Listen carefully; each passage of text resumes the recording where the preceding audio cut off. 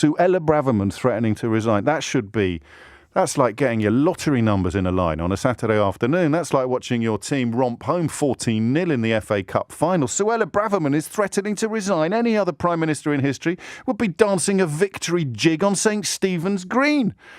Finally, Rishi Sunak would say, some good news. Suella Braverman is threatening to resign. This is fantastic.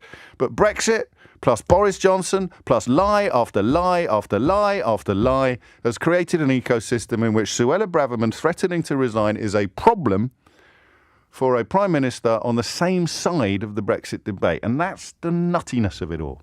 They're on the same team. They both wanted it. They both voted for it. They both campaigned for it. They both cheered to the rafters the so-called oven-ready deal that Boris Johnson signed. Now, one of them wants to stick to it, and one of them wants to retain the freedom to abandon it, to abnegate our responsibilities, to tear it up and throw it in the air and pretend it never happened. That's where Brexit is now. So how does that reach your ears? Here's one. Shut up, you mug, has come in by text. I guess that's all you've got, isn't it? Really? Now? Stop it, James! Stop telling me the truth about my own actions and convictions. How dare you? Shut it, you mug! It's brilliant, isn't it? What else are you going to do? Seriously. So now you've got a Home Secretary, Tory, Brexiter, threatening a Prime Minister, Tory, Brexiter, with resignation if he signs up to a deal that would involve sticking to the terms of the last deal that they both got elected in the last... where do you even start? Right, let's try and unpick it. Ready?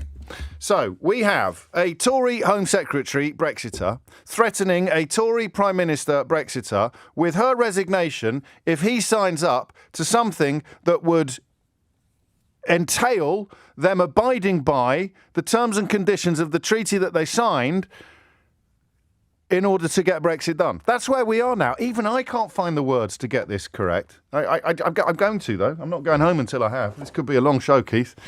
Buckle in, mate. 7 after 10 is the time. So a Tory Brexiter Home Secretary is threatening a Tory Brexiter Prime Minister with her own resignation if he insists on abiding by the terms and conditions of the treaty that they both voted for. Go on, riddle me that.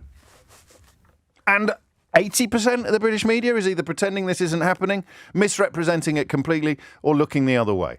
A Tory Brexiter Home Secretary, along with a bunch of other headbangers, is threatening to resign from the government of a Tory Brexiter Prime Minister because he is minded to abide by the terms and conditions of the withdrawal agreement that they both voted for in Parliament. 2 years ago, was it? 3 years ago?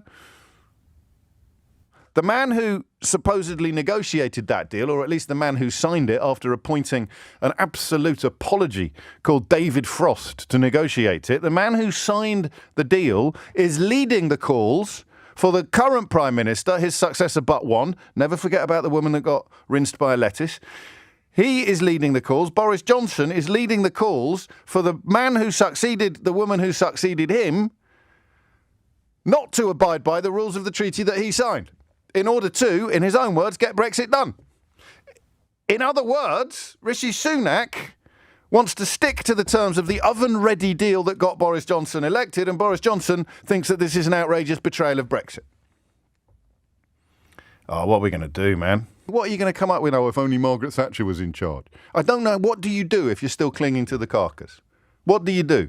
How do you make sense of this? Do you just start shouting about small boats? Get on a train down to Dover with your Fisher-Price binoculars and start taking photographs of desperate refugees? Is that how you play this? Because here's something else that you're probably not hearing anywhere else. There were no so-called small boats before 2018. They are a direct consequence of Brexit-related decisions. The abandonment of the Dublin Convention means that we have no right of return. We don't have it. We got rid of it. We didn't use it much, so we're still safe routes by which people could get here. But even the small boats are a consequence of these idiots in charge. So they create, and in many ways you can see a parallel now, because you're a bit quicker than I am on the uptake on a Tuesday morning. Here's the parallel.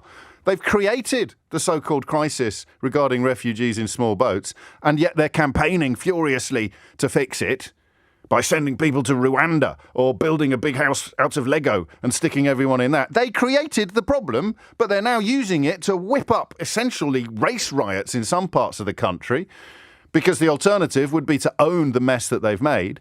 And in many ways, that's identical to what Boris Johnson has done with Brexit, which is sign a deal, claim that it's brilliant, and then 10 minutes later start arguing that the bloke who succeeded him can't possibly abide by the terms of the deal that he signed, because to do so would be a betrayal of the deal that he signed. I may have to give prizes today to callers. Because if you can make sense of this, then you should probably be writing my next book. I can't. All I can do is catalogue the calumnies. List the lies, detail the deceptions. There's no alternative to this. There is no other side. Who'd you book now? Andrea Leadsom? Nadine Dorries? Marc Francois? Remember him?